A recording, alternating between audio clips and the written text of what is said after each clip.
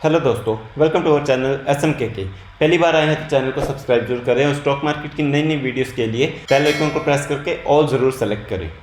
तो दोस्तों, इस वीडियो में हम मल्टीपल न्यूज़ और स्टॉक्स कवर कर लेते हैं और सबसे पहले हम बात करते हैं इन्फ्लेशन का डेटा आ चुका है और एक्सपेक्टेशन से कम आया है, जो कि बहुत ही अच्छी बात है। एक्सपेक्टेड था 7 से ऊपर आएगा अगस्त के महीने में, लेकिन ये 6.83 आया है, जो कि बहुत ही अच्छी बात है। अगर जुलाई में देखा जाए तो जुलाई में कितना आया था, ये 7.44, अभी कम होके 6.83 हो गया है। तो दोस्तों, इन्फ्लेशन जितनी भी कम हो, इन्फ्लेशन का परसेंटेज जितना कम हो, हमारी स्टॉक मार्केट के लिए उतना ही अच्छा होता है ये। तो दोस्तों, कल देखते हैं कि इन्फ्लेशन के डेटा का हमारे स्टॉक मार्केट के ऊपर कैसा इम्पैक्ट देखने को मिलता है। हाँ, सिर्फ इसी से स्टॉक मार्केट नहीं भागती, और भी काफ़ी चीज़ें होती हैं, लेकिन ये भी बहुत इम्पैक्ट डालता है। तो चलिए दोस्तों, हम अपने स्टॉक्स की तरफ चल लेते हैं। सबसे पहला स्टॉक कौन सा है? रिलैक्सो फुटवेयर। आज के दिन थोड़ा सा डाउन ही था, क्योंकि आप सबको पता है कि मिड कैप स्मॉल कैप की अच्छी पिटाई हुई है। और रिलैक्सो कहाँ पे आता है? रिलैक्सो एक मिड कैप साइज की कंपनी है, 22,000 करोड़ का मार्केट कैप है। तो दोस्तों, रिलैक्सो में आज के दिन 1% डाउन था, लेकिन अगर 6 महीने की परफॉर्मेंस देखी जाए तो 20% का अपसाइड देखने को मिल रहा है, और अगर 1 साल की परफॉर्मेंस देखें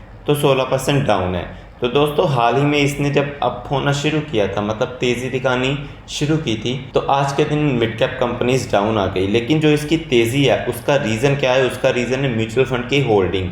अगर डेटा देखा जाए तो जी देखिए, म्यूचुअल फंड की होल्डिंग अगर पिछले 4 महीनों की 5 महीनों की देखी जाए तो बहुत ही अच्छी है।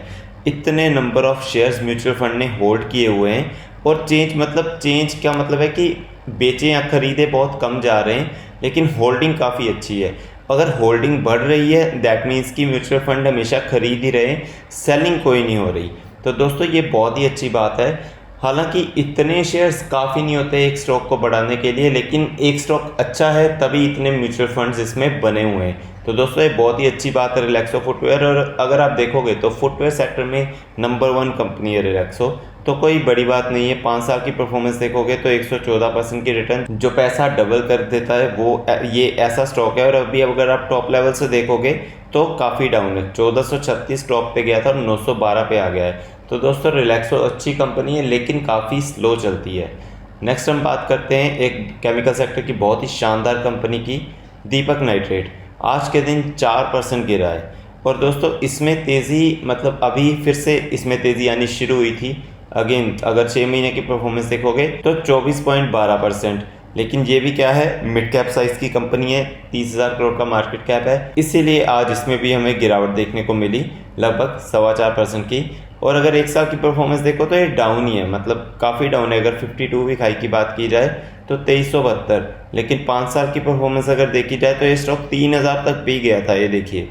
तो दोस्तों, ये स्टॉक काफ़ी नीचे चल रहा है। आप चाहो तो इसमें फ्रेश बाइंग भी कर सकते हो, क्योंकि स्टॉक पूरा पोटेंशियल रखता है ऊपर जाने का, और यही बात हमारे एक्सपर्ट्स भी कह रहे हैं। Deepak Nitrite share tanks 4%, but analyst see more upside owing to better demand outlook. तो कितना टारगेट रखा है उन्होंने दीपक नाइट्रेट का, वो देख लेते हैं। बाय की रेटिंग दी है JM फाइनेंशियल ने, और टारगेट जो है 2535 का कर दिया है बढ़ा के, जो पहले था 2420। तो दोस्तों, बहुत ही अच्छी बात है, और ये एक्चुअल में है भी अच्छी कंपनी, आप चाहो तो इसमें जा सकते हो।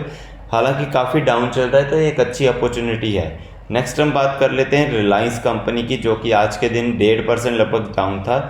काफ़ी सारे स्टॉक आज जो ब्लू चिप स्टॉक थे वो काफ़ी ऊपर भाग रहे थे, लेकिन रिलायंस में गिरावट ही हो रही है। अगर 1 महीने की परफॉर्मेंस देखी जाए तो जी देखिए, रिलायंस में गिरावट ही हो रही है, रिलायंस ऊपर जा नहीं पा रहा। लेकिन इसको लेके आज एक बड़ी न्यूज़ आई है, वो क्या है?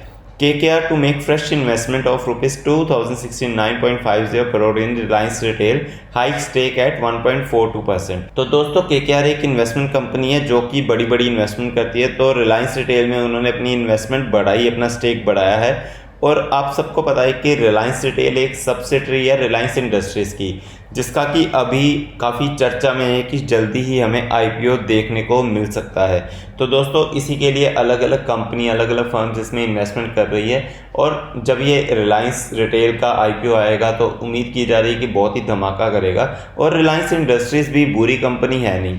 तो दोस्तों ये कब ये 3000 तक पहुंच जाएगी आपको पता भी नहीं चलेगा। ये धीरे धीरे जैसे कछुए की चाल होती है ना, वैसे कर करके बहुत ही आगे निकल जाती है और लोगों को पता भी नहीं चलता है। एकदम से शांत रहती है और जब भागने पे आती है तो बहुत भागती है।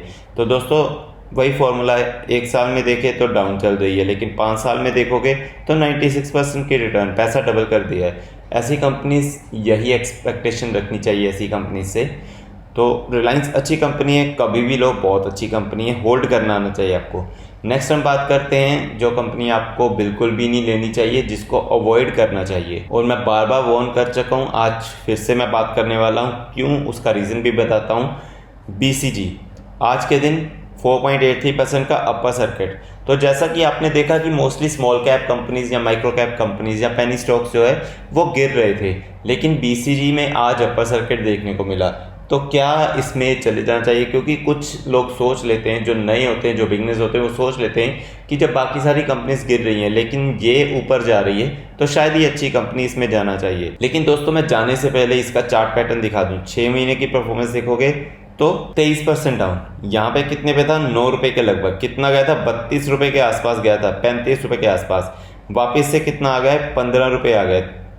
तो दोस्तों ऐसी कंपनीज बिल्कुल अवॉइड करनी चाहिए, क्योंकि ट्रेडर्स के हाथ में होता है। 1 साल की परफॉर्मेंस देखोगे 63% डाउन, और ये बिल्कुल सर्किट में चलती है, कभी भी ट्रेडिंग होती नहीं है। तो आप अगर फंस जाओगे तो आपको निकलने का मौका भी नहीं मिलेगा। और वैसे भी अगर इसकी 5 साल की परफॉर्मेंस देखोगे तो ये देखिए ऊपर कितना ऊपर गया था, 117% ऊपर, लेकिन उसके बाद कंसिस्टेंसी कोई नहीं दिखाई, नीचे आ गया, बहुत नीचे आ गया और अभी ऊपर नहीं जा रहा। तो दोस्तों इसका मतलब है कि ये स्टॉक में नहीं जाना चाहिए, स्टॉक को अवॉइड करना चाहिए। मेरी तो आखिरी सलाह यही है कि ऐसे स्टॉक्स को बिल्कुल भी अपने से दूर रखना चाहिए। अगर आप लॉन्ग टर्म में पैसा बनाना चाहते हो, अगर आप वेल्थ बनाना चाहते हो, अगर आप शॉर्ट टर्म प्रॉफिट देना चाहते हो तो आप जा सकते हो ऐसे में। नेक्स्ट हम बात कर लेते हैं एक बहुत ही बड़ी कंपनी की, जो कि है इन्फोसिस। आज के दिन लगभग 1.5% की तेज़ी थी, लेकिन इन्फोसिस की परफॉर्मेंस देखी जाए तो 6 महीने में अच्छा खासा फ्लैट ही चल रहा है। 1 साल की परफॉर्मेंस देखी जाए तो डाउन ही चल रहा है। लेकिन इन्फोसिस की अच्छी बात क्या है कि इनको नए नए पार्टनरशिप करते रहते हैं ये। और एक ऐसी ही न्यूज़ आई है, Infosys sign strategic deal with Europe stock group for its digital transformation.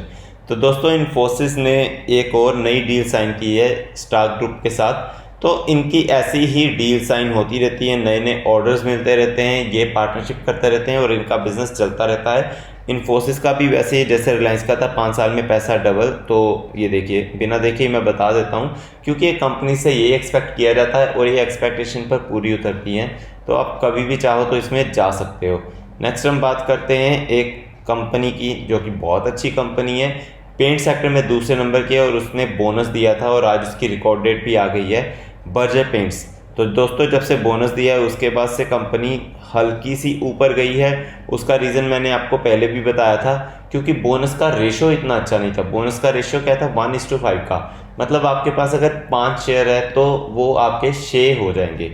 अगर आपके पास 500 शेयर हैं तो आपके 600 शेयर हो जाएंगे। ज़्यादा कुछ अच्छा नहीं है। लोग एक्सपेक्ट करते हैं कि शेयर्स डबल हो जाएं या उससे ज़्यादा हो जाए, लेकिन ये 500 के 600 शेयर हो जाएंगे। लेकिन दोस्तों बोनस तो बोनस ही होता है। और 6 महीने की परफॉर्मेंस देखोगे तो 24% की तेज़ी देखने को मिल रही है। 1 साल की परफॉर्मेंस देखोगे तो ऊपर जाके नीचे आ गया था, लेकिन अभी फिर से रिकवरी कर रहा है और 5 साल में ये भी पैसा डबल करके दे देता है आपको, ऐसा स्टॉक है।